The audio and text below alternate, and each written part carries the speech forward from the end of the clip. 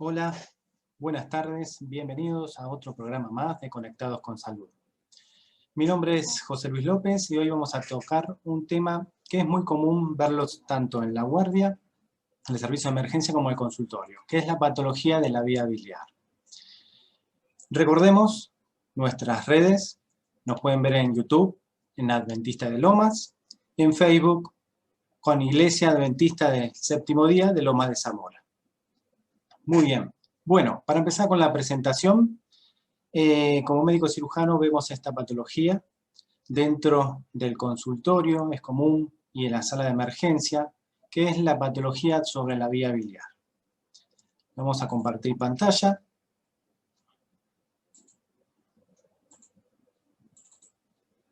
Bueno, ¿cuántos de nosotros hemos tenido un cólico biliar, un dolor de panza, que no sabíamos que tenía alguna patología dentro de la vesícula?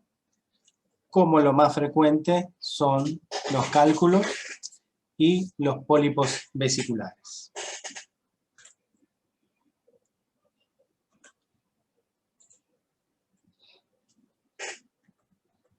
Dentro de la patología de la vía biliar encontramos al cólico biliar, que es cólico, es un dolor en la zona baja de las costillas del lado derecho.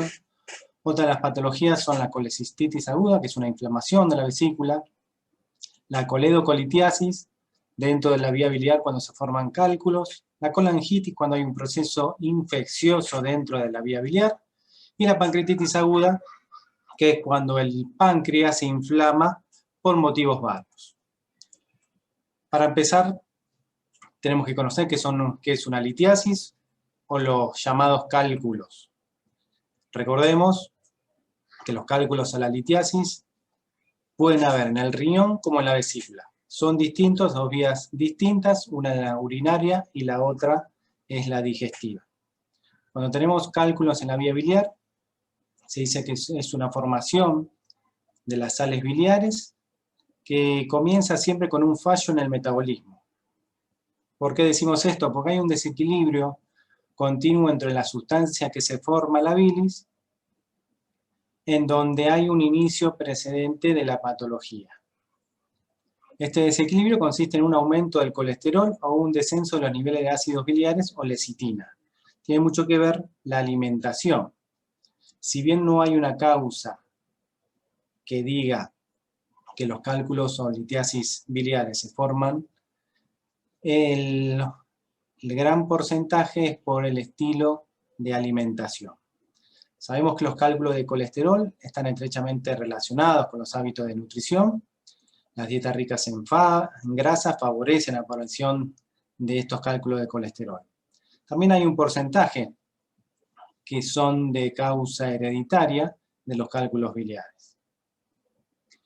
En datos derivados de distintos estudios se ha observado que la litiasis o los cálculos biliares es una enfermedad mayormente asociada a mujeres, se ve con más frecuencia en mujeres con un grado de obesidad, que haya tenido muchos chicos, o sea, multíparas, o que durante su vida hayan tomado anticonceptivos. También, como dijimos antes, la dieta rica en grasas, dieta con abundante azúcares y pobres en fibras vegetales pueden generar el factor de riesgo para formarse cálculos en la vesícula.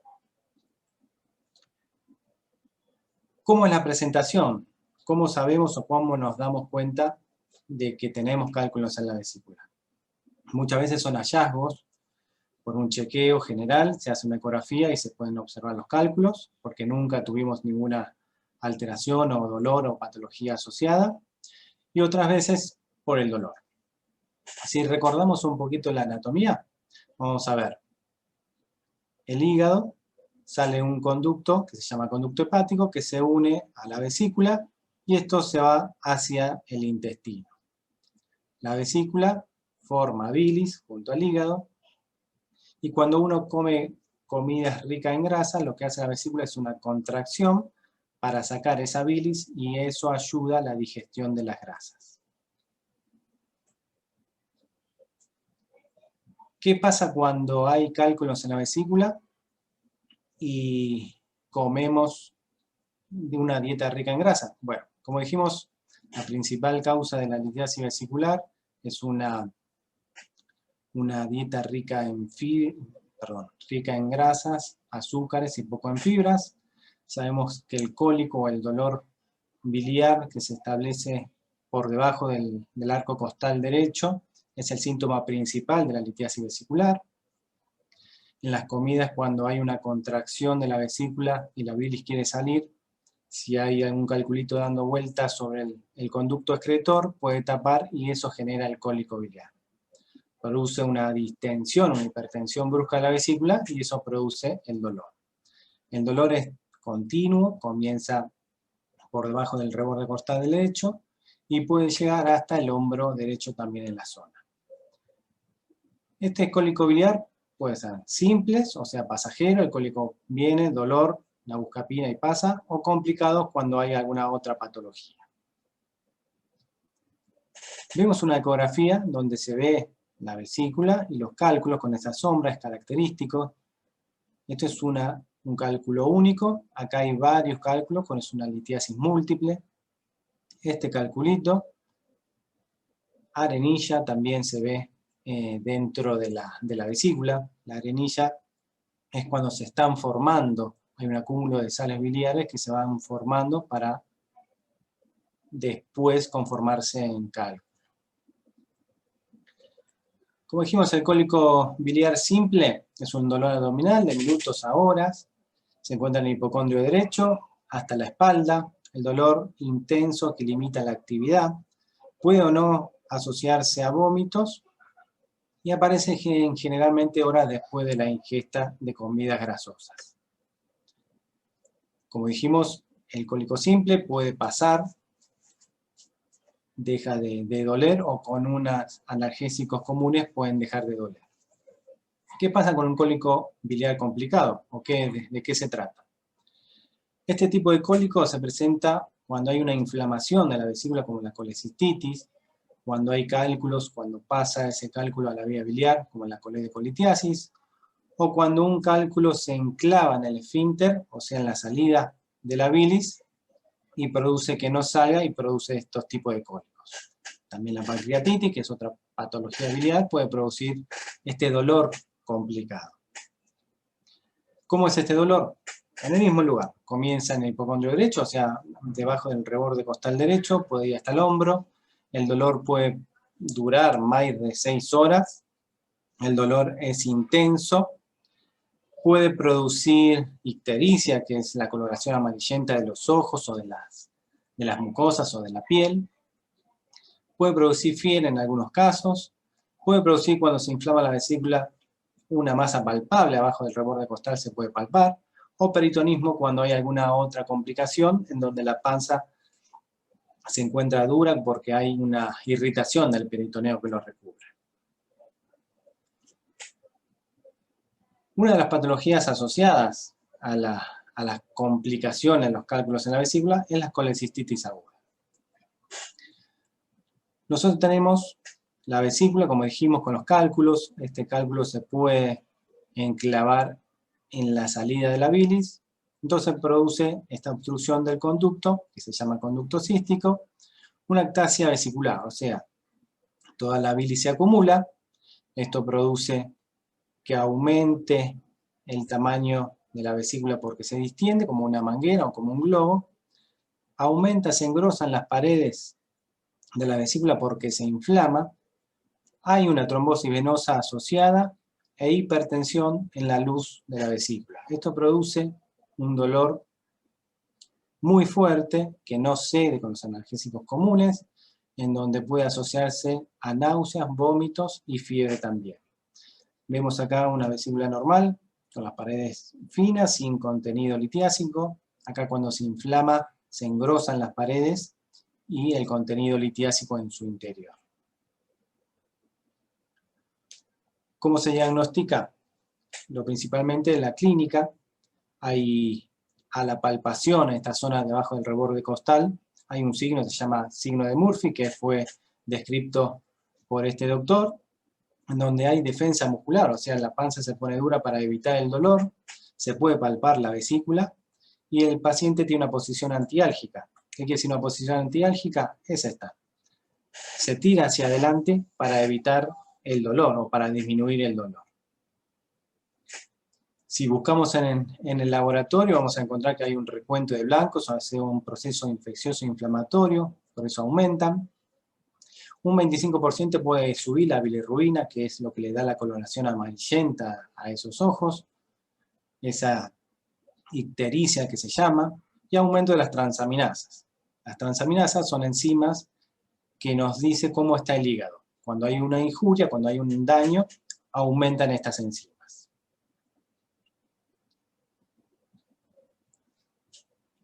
Acá vemos algunas ecografías, vemos el cálculo, la vesícula, y si se acuerdan en las primeras ecografías, esta línea blanca no se veía. Esto es una inflamación crónica o aguda de la vesícula.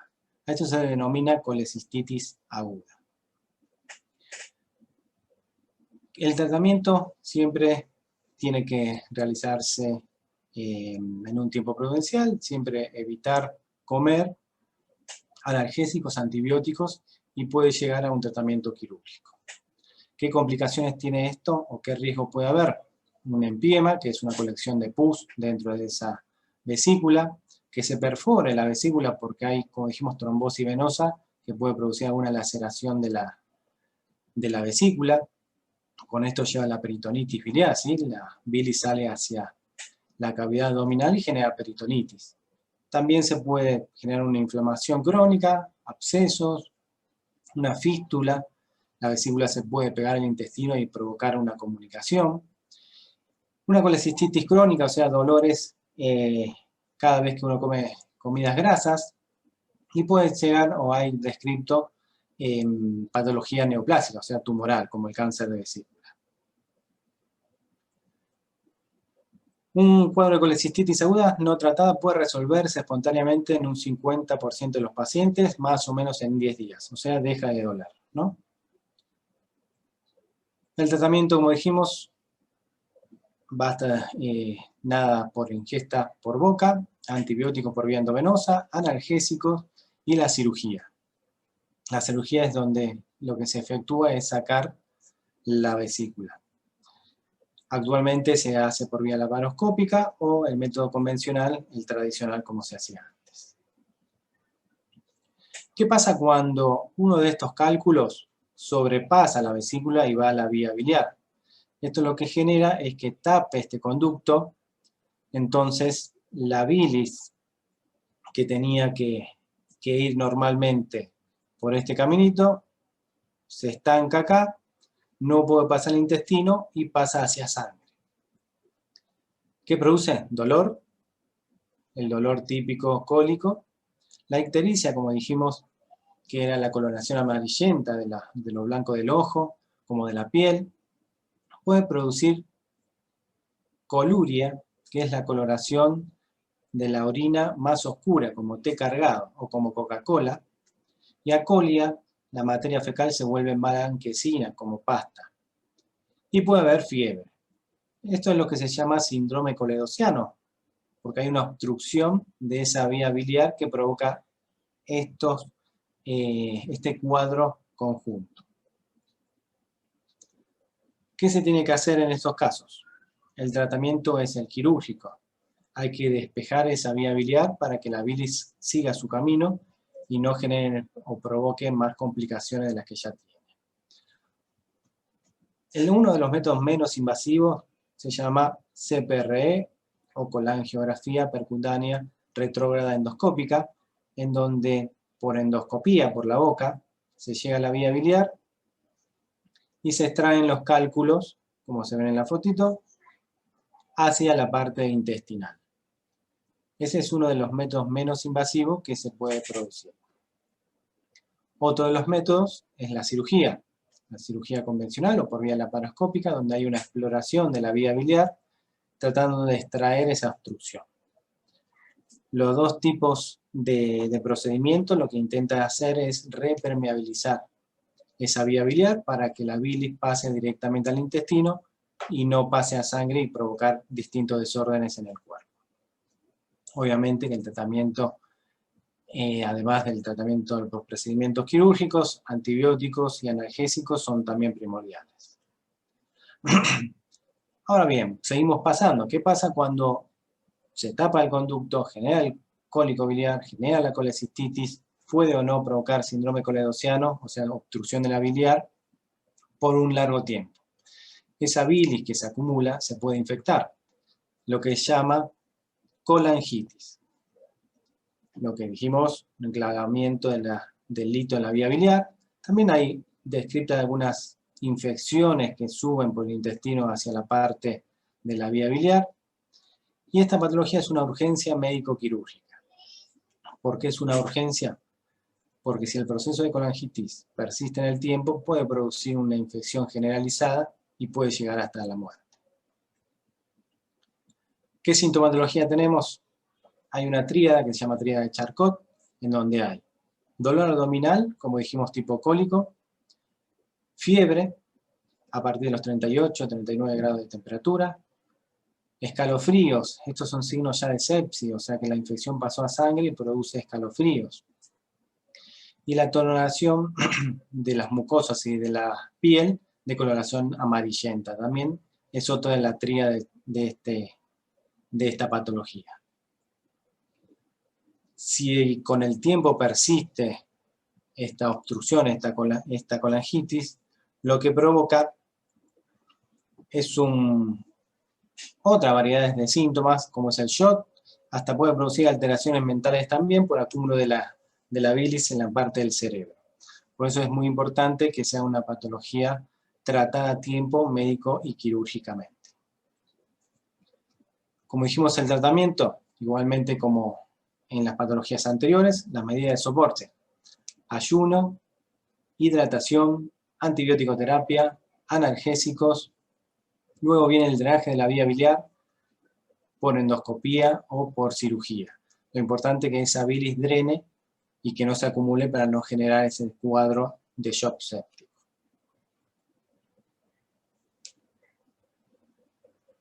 Como vimos, otra de las patologías asociadas es la pancreatitis aguda. Si vemos otra vez la anatomía, el conducto que viene de la vesícula se une al del páncreas para desembocar en el intestino. El páncreas es una glándula, ¿sí?, que actúa en varios procesos metabólicos. El más eficaz o el más complejo o el más que ayuda es la fabricación de insulina, que actúa sobre la glucemia en sangre, que esto puede provocar una falta de esto, la diabetes. ¿Qué pasa en las pancreatitis agudas? Bueno, es un proceso inflamatorio del páncreas agudo. Se produce por varias causas. La principal son los cálculos en la vía biliar. Un cálculo se enclava en la salida del conducto del líquido pancreático y produce una inflamación del páncreas. El alcohol es otra de los factores que pueden producir la pancreatitis. Una ingesta diaria grande de alcohol puede producir una pancreatitis aguda, hasta una pancreatitis crónica con dolores exacerbados diariamente. Algunos fármacos también son no muy beneficiosos para el páncreas, metabólicos también. Infecciones pueden provocar que se inflame ese páncreas. ¿Qué tenemos como sintomatología? Lo principal es el dolor abdominal. Ya no deja de ser un dolor de tipo cólico, o sea, debajo del reborde costal derecho hacia el hombro, sino que este dolor viene en el medio, en la boca del estómago, y se puede diseminar como en cinturón, hacia los dos lados. Lo refiero como un dolor hiriente, como un espadazo dentro del pecho, que provoca esta sintomatología. Se puede asociar a náuseas y puede asociar como vómitos como característicos. Además de esto, como es una patología importante, puede producir taquicardia, hipotensión, hasta shock. El dolor o la posición antiálgica del paciente lo vemos de esta forma, agarrándose de los dos lados con el torso hacia adelante. ¿Cómo diagnosticamos la pancreatitis? Las enzimas principales del páncreas, como la amilasa y la lipasa, Cuando hay un proceso inflamatorio del páncreas, aumentan en sangre. Una medición de estas enzimas nos va a dar el diagnóstico de pancreatitis. También las transaminasas, como habíamos dicho, que son enzimas del hígado, también pueden aumentar. La ecografía, que nos va a decir cómo está ese páncreas, si hay líquido o no. Y la tomografía, como para ver complicaciones de esa inflamación del páncreas también. Dentro del proceso de pancreatitis hay 3 formas de presentación. La primera leve, o sea que el dolor tipo hiriente, con vómitos, que pasa o cede con los analgésicos por vía endovenosa. Una moderada, que ya lleva más tiempo el dolor y hay algunas alteraciones en el laboratorio. Y una grave o fulminante, en donde hay un deterioro metabólico generalizado que puede llegar a la muerte.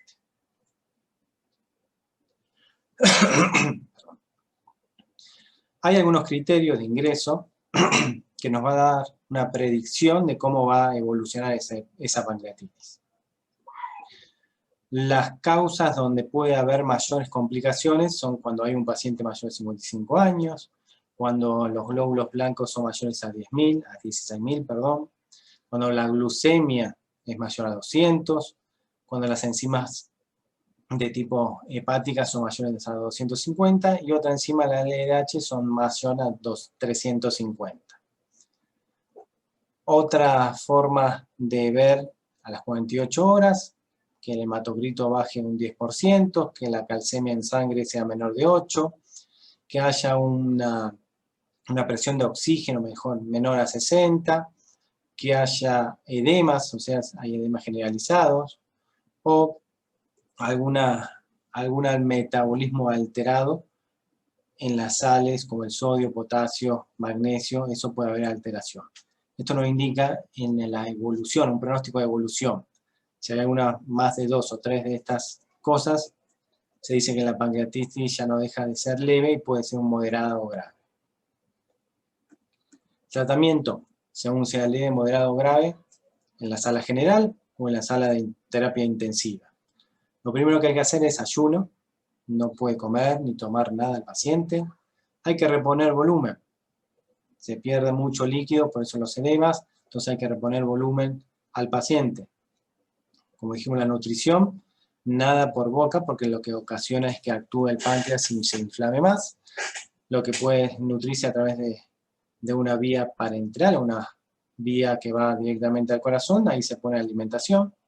La analgesia es muy importante porque la pancreatitis duele mucho y puede llegarse a usar opioides, que son los analgésicos como la morfina o la nubaína, que son fuertes como para que no genere dolor y que esto no haga un círculo vicioso que aumente la inflamación del páncreas. Cuando hay complicaciones, el tratamiento es el quirúrgico sí o sí. Si no, hay que esperar a que resuelva ese cuadro inflamatorio y luego operar o tratar la causa. ¿Qué complicaciones puede haber de la pancreatitis?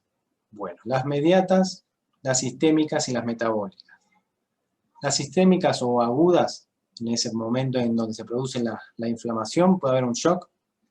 Hay un shock séptico, un shock metabólico, en donde hay un fallo de todos los componentes del cuerpo, puede haber insuficiencia respiratoria, puede haber una alteración en la coagulación, o un síndrome de distrés respiratorio cuando afecta también el aparato respiratorio. Las metabólicas, como dijimos, actúa el páncreas en la regulación de la glucemia, puede aumentar la glucemia, o sea, dispararse la diabetes, puede aumentar los triglicéridos, o sea, las grasas en sangre, y puede disminuir las calcemias, que todas estas 3 causas pueden producir alteraciones tanto metabólicas como sintomatológicas en el paciente. Cuando pasa el cuadro agudo, con el tiempo pueden producir también complicaciones, como el pseudoquiste. Se forman en el páncreas como bolas de líquido, llamadas quistes, que pueden provocar una complicación tardía de la pancreatitis. La necrosis, cuando el páncreas sigue su curso y se mueren esas células, o el absceso, cuando se forman bolas de pus dentro del páncreas. Todas estas patologías del pseudoquiste, la necrosis y abscesos son una urgencia también quirúrgica también.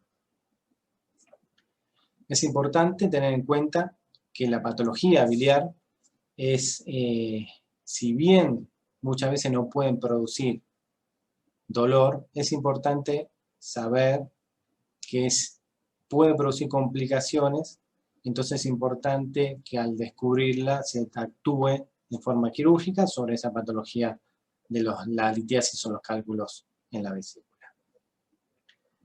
Muchas veces uno piensa en cómo prevenir eso. Si nos acordamos, dijimos que un porcentaje puede ser hereditario. La familia, muchas veces, cuando hay una persona con cálculos en la vesícula, puede producir que los familiares, tanto hijos o hermanos, pueden producir que sea también con cálculos en la vesícula, y el estilo de vida también, o la alimentación también, es el factor que puede generar estos cálculos en la vesícula.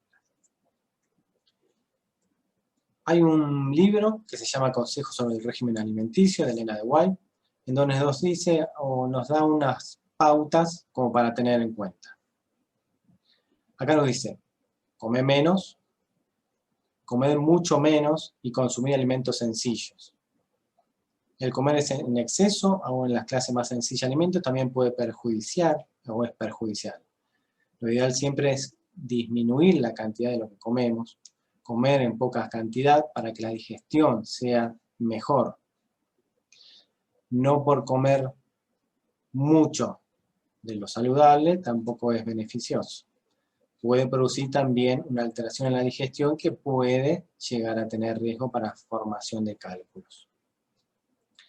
Mastica lento, hay que masticar lento para digerir la comida, permitiendo que la saliva se mezcle con los alimentos, que es el primer paso para la digestión. Tener tiempo para comer, no acumular tanta comida en el estómago, o sea, comer menos, tener tiempo, porque hay que tener, muchas veces nosotros vivimos con los tiempos acortados y eso nos hace comer muy rápido, el comer apresuradamente, diversos alimentos, genera esto una alteración en la digestión. Comer más fruta, comer saludable, también es uno de los consejos que deberíamos tomar. Comer al natural, ¿no? Muchas veces nosotros nos tendemos en hacer verduras, cocinarlas, pero es mejor para no perder las propiedades tanto de las frutas y verduras como no cocinarlas.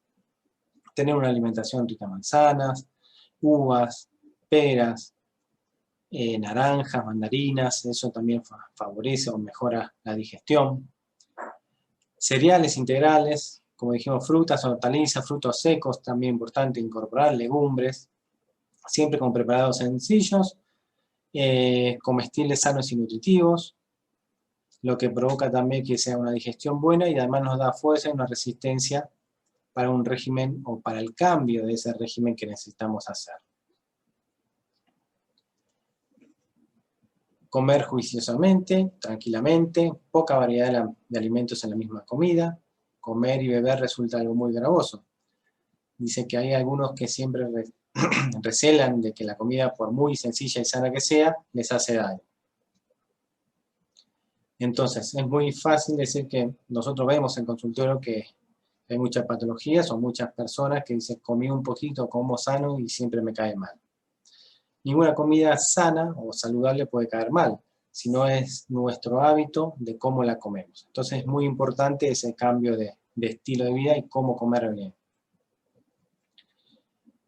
Si recordamos, en Génesis 1:29 dice, y dijo Dios, he aquí que os he dado toda planta que da semilla, que está sobre la tierra, y todo árbol en que hay fruto y que da semilla, os serán para comer.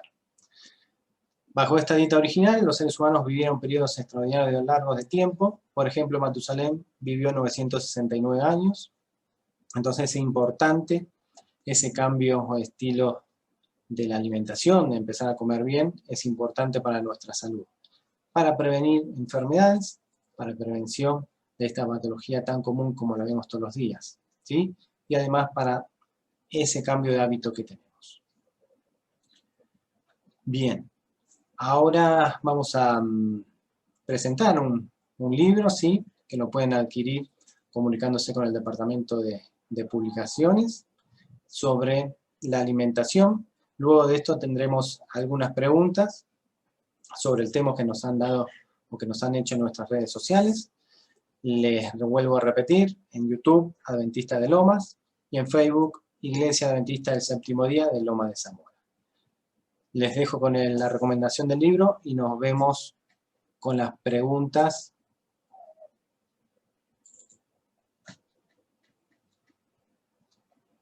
en un ratito.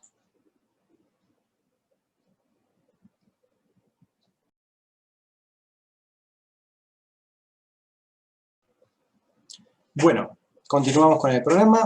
Tenemos algunas preguntas que le vamos a contestar. La primera pregunta tiene que ver con la edad de comienzo. Dice, ¿desde qué edad se puede tener cálculos en la vesícula? Bueno, esto es muy relativo también. Nosotros, si bien vemos patología de adultos, hemos visto patología en niños desde temprana edad con cálculos en la vesícula. El Hospital de Niños tiene un buen porcentaje de cálculos o operados de litiasis vesicular. Eso muchas veces tiene que ver, como dijimos, en la alimentación y la parte sobre la herencia. Entonces la edad de comienzo puede ser a temprana edad, no tiene un comienzo de edad. Otra de las preguntas nos habla sobre los pólipos de la vesícula.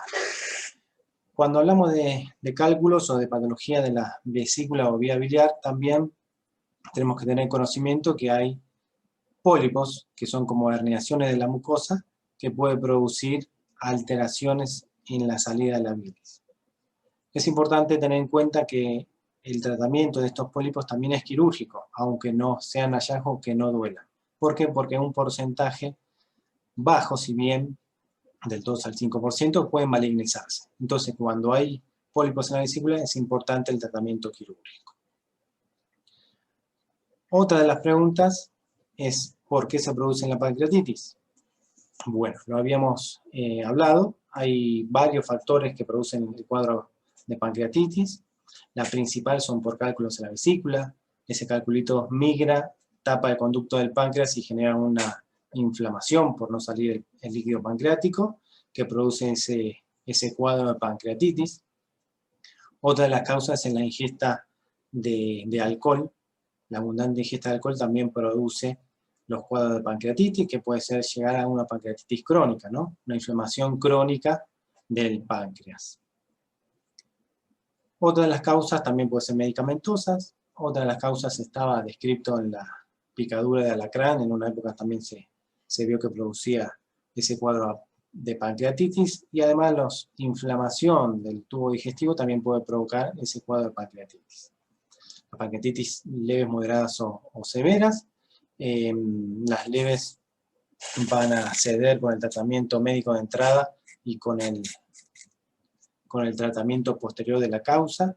Las moderadas y graves son de cuidados intensivos, son para tener en cuenta, pueden llevar a la muerte, por eso es importante tratar siempre la patología biliar.